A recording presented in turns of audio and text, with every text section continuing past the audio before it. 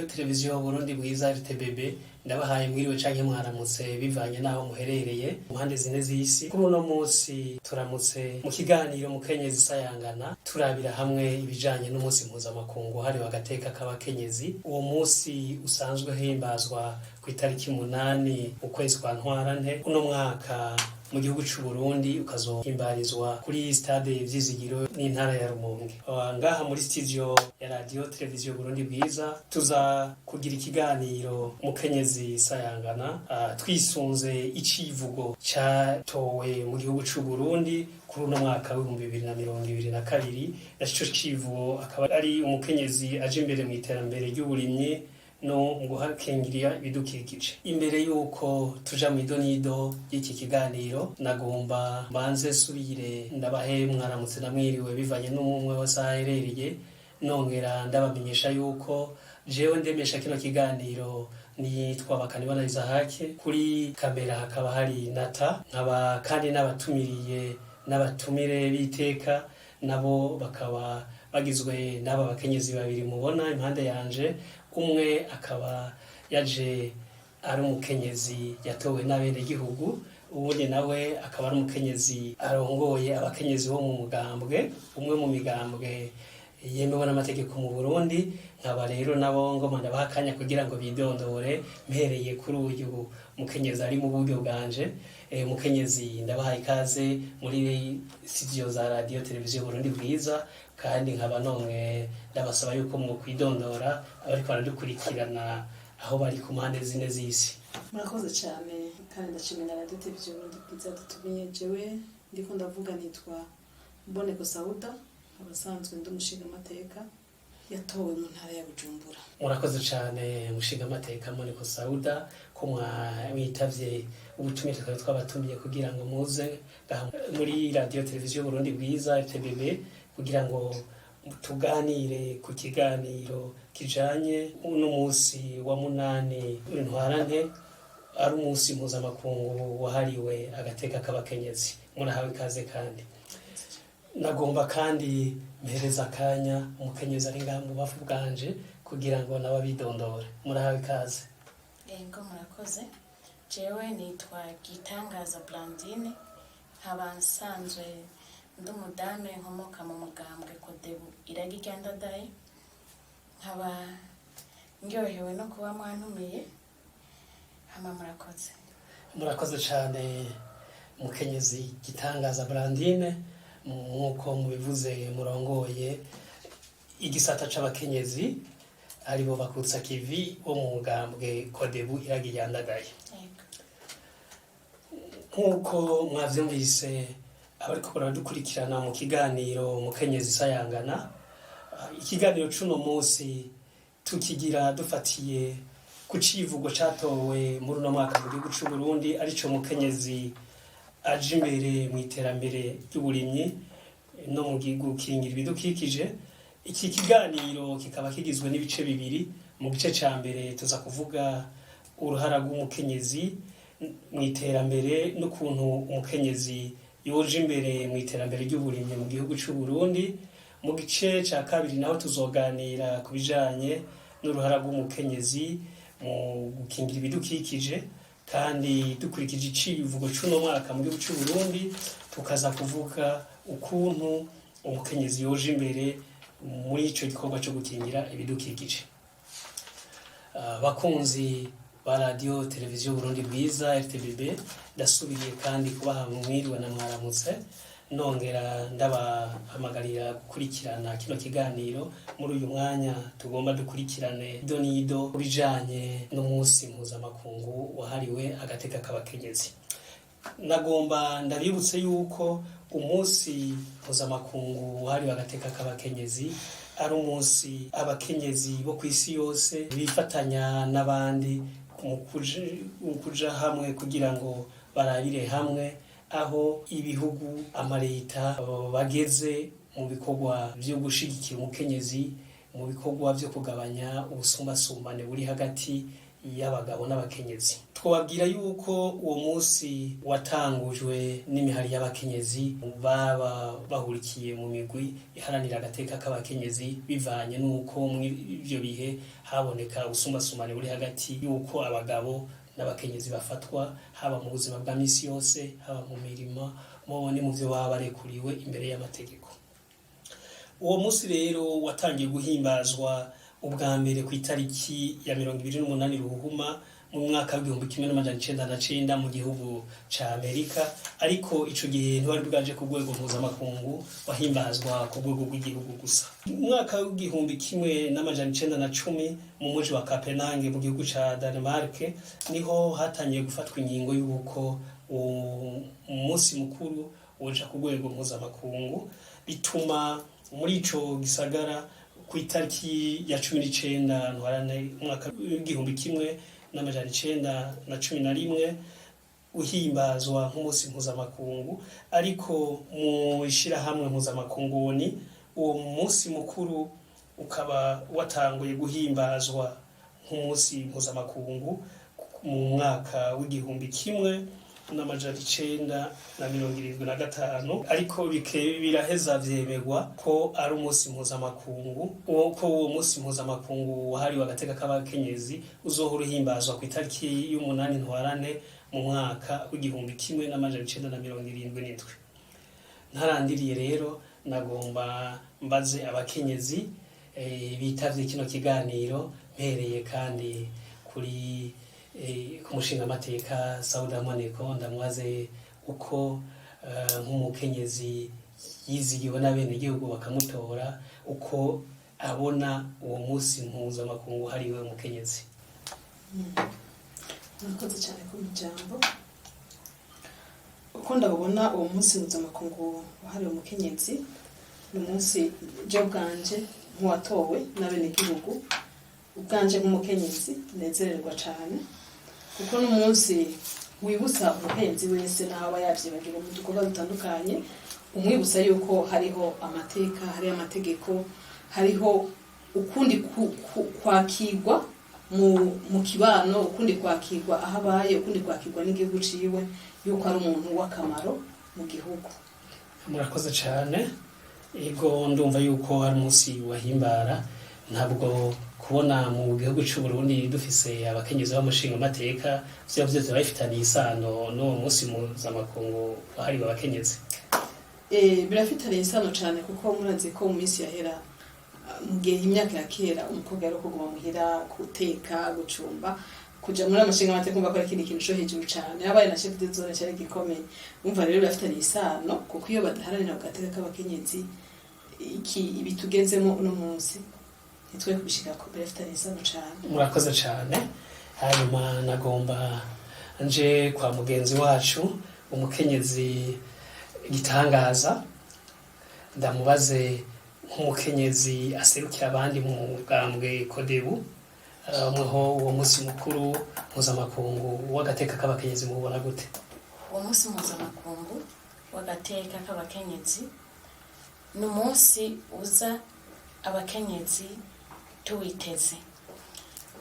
Ico gihe itariki igeze, turahamagara abadame bagenzi bacu cyane cyane muri politike, tukaraba uruhara umukenyezi ageze ko mu bijanye na politike, tukaraba ko hariho iterambere twoba tugezeko, canke ko twoba turiko turakurikiranwa neza muri politike ku bijanye n'ubusumbasumbane bw'abagore n'abagabo. Muri ico gihe tuca turaba aho twokosora ku vyo biba bitagenze neza, kandi tugaca tuwiza ingufu muri ico gisata cacu, ku buryo n'abapapa babona ko hariho ingufu turiko turakoresha zotuma tubandanya kuja imbere muri ico gisata cacu, kuko kenshi usanga kiri inyuma bivanye n'uko bamabona umenga ntidushoboye. Natwe tuca tubibereka mu bikorwa tuba turiko turakora. Murakoze. Murakoze cyane.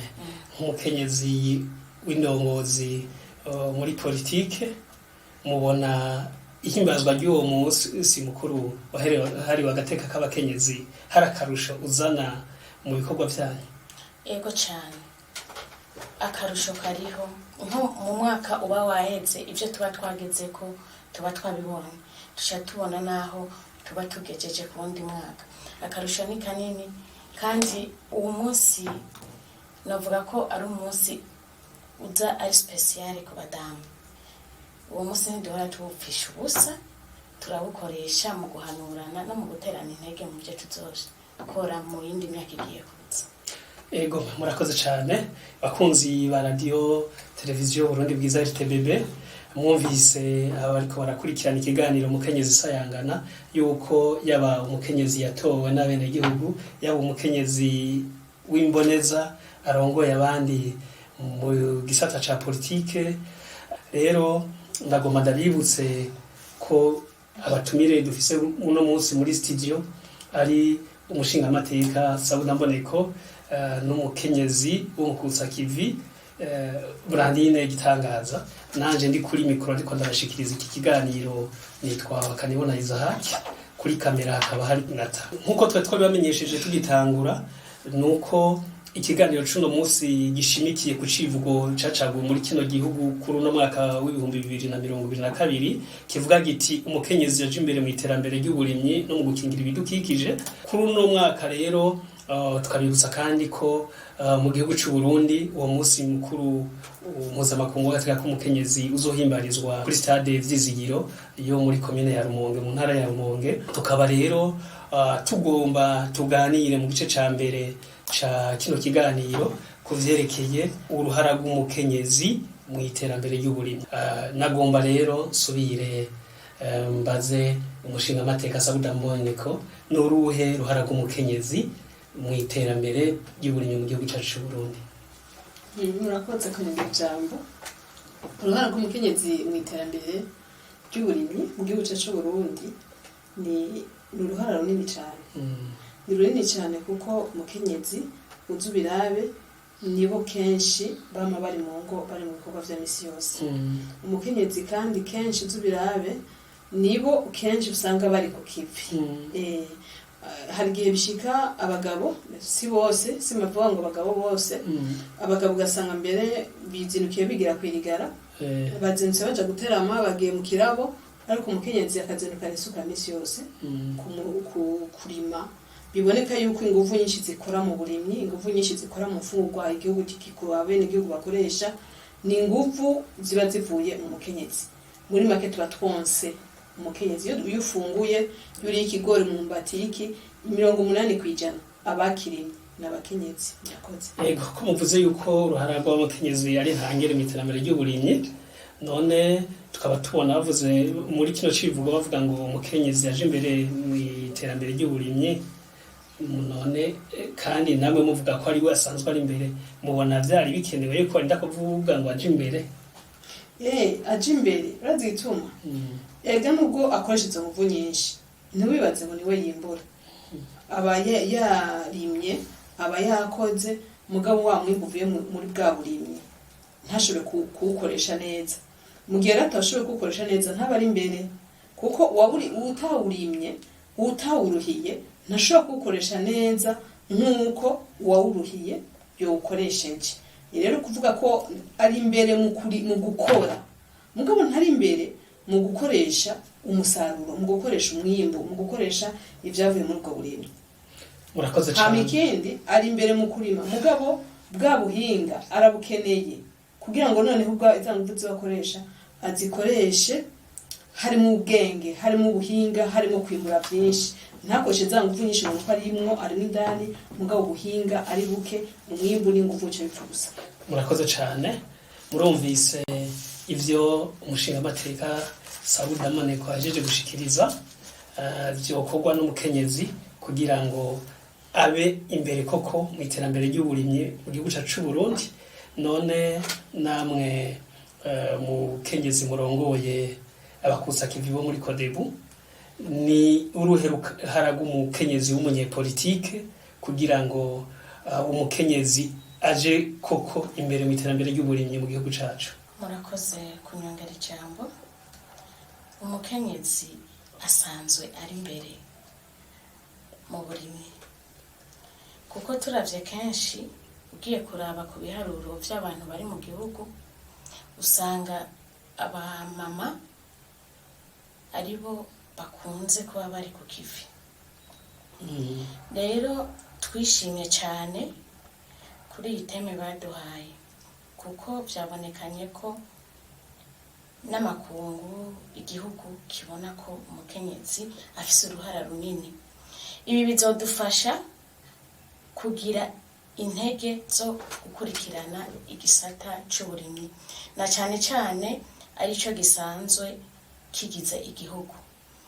Nko mu mugambwe iwacu Kodebu dusanzwe dufise ama association ahurikiyemo abakenyezi mu bijanye n'uburimyi, ahubwo twasaba ko abo dushikira kure bodufasha mu kutugabaniriza ingufu dusanzwe dukoresha tukaronka nk'amamashine, ku buryo abadame mu gihe bazoba bariho bazoba bimbura mugabo ingufu bakoresha z'umubiri zagabanutse. Muri ico gihe bizodufasha neza abadame kubaho nabo, kuko kenshi tugiye kuraba abadame nibo bakurikirana ibijanye n'uburimyi.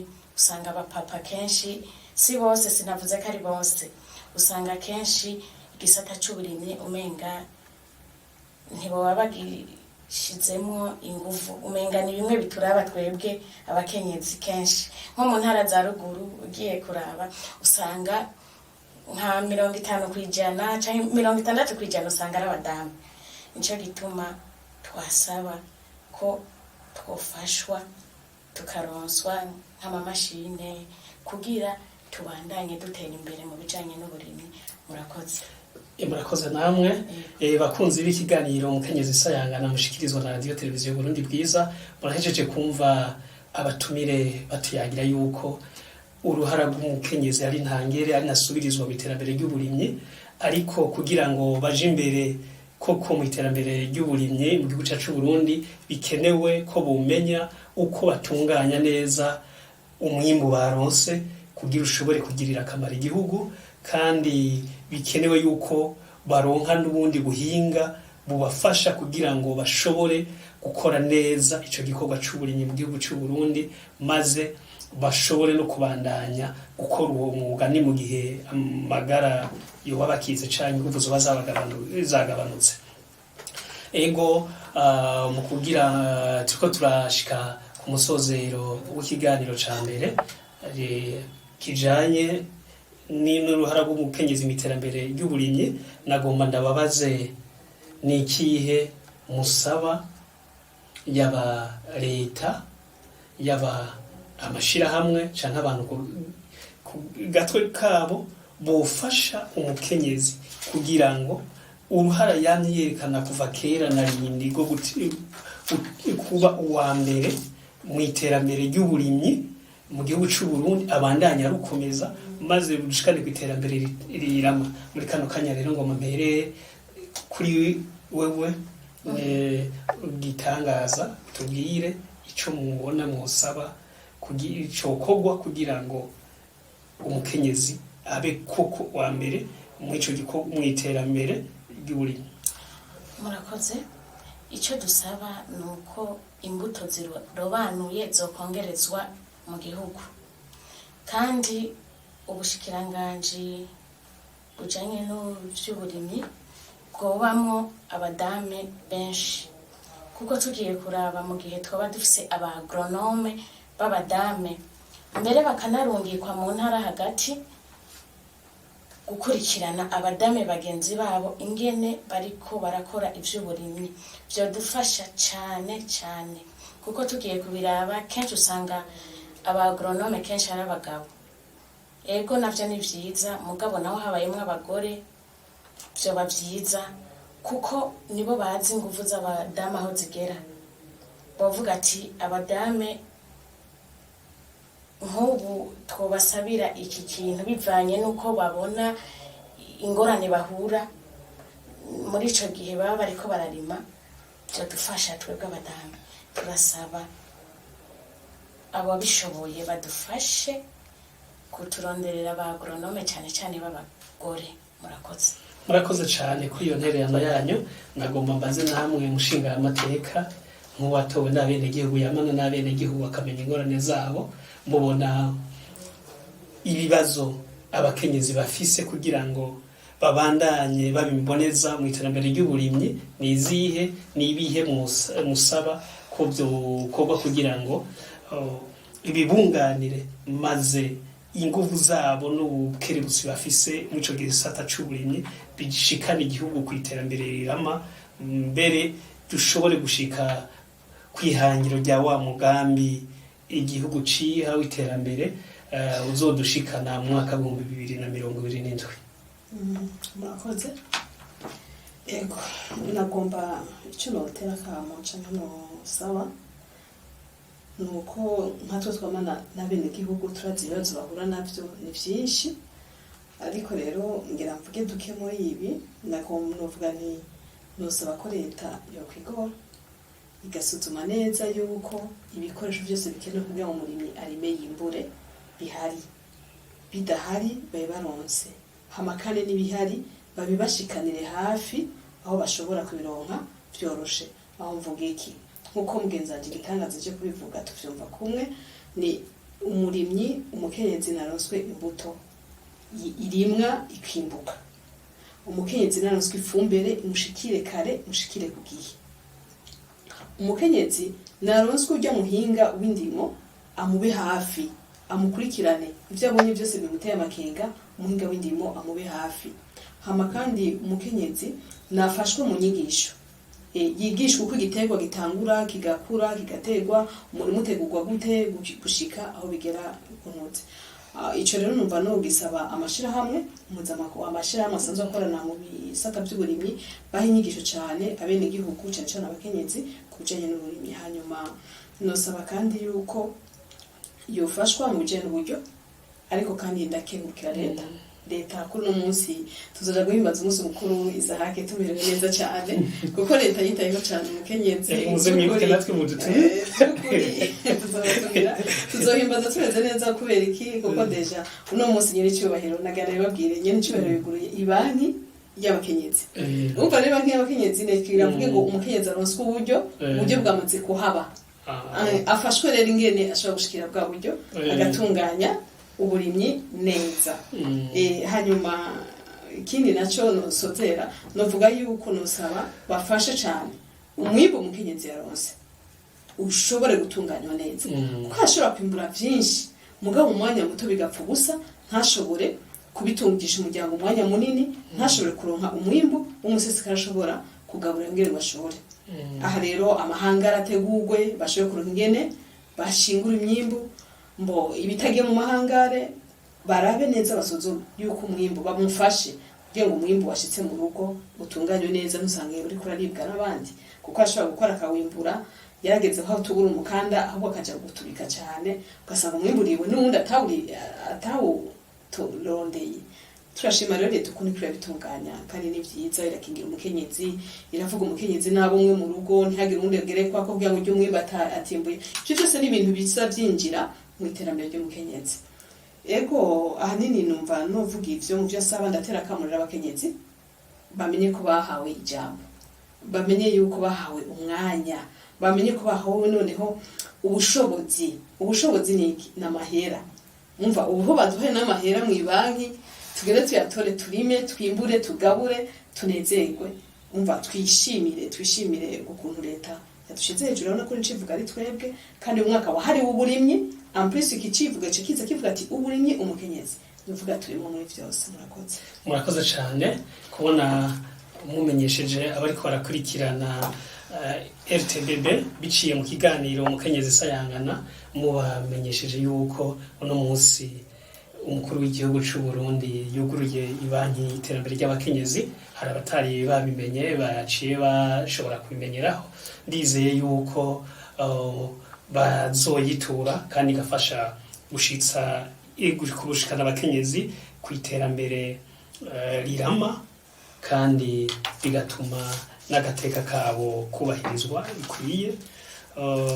bakunzi b'ikiganiro Kenyezi Isayangana ca RTBB, nagomba subire ndabakengurukire ubona mwafashe akanya ko kudukurikirana, nongera nkengurukira cane abatumire twari turi kumwe ngaha muri studio kubona bitavye ubutumire twari twabashikirije kugira ngo baze kuganira natwe, bongere baganire n'abene gihugu bariko baradukurikirana kugira ngo tuganire ku bijanye n'iki civugo cashinzwe na leta y'u Burundi arico kizohimbarizwa ko uyu munsi mukuru wagenewe agateka k'umukenyezi.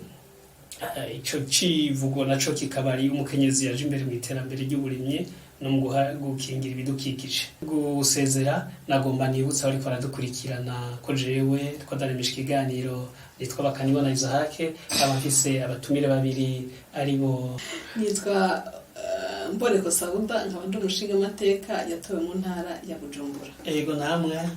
Nitwa Gitangaza Blandine, nkaba nsanzwe serukira abadame ku rwego rw'igihugu muri uwo mugambwe Kodebu. Murakoze cyane, ndabashimiye kandi nongera ndabatumirira gusubira kutwitaba mu gice ca kabiri ca kino kiganiro, aho tuzoganira ku bijanye n'uruhara rw'umukenyezi mu gukingira ibidukikije. Murakoze.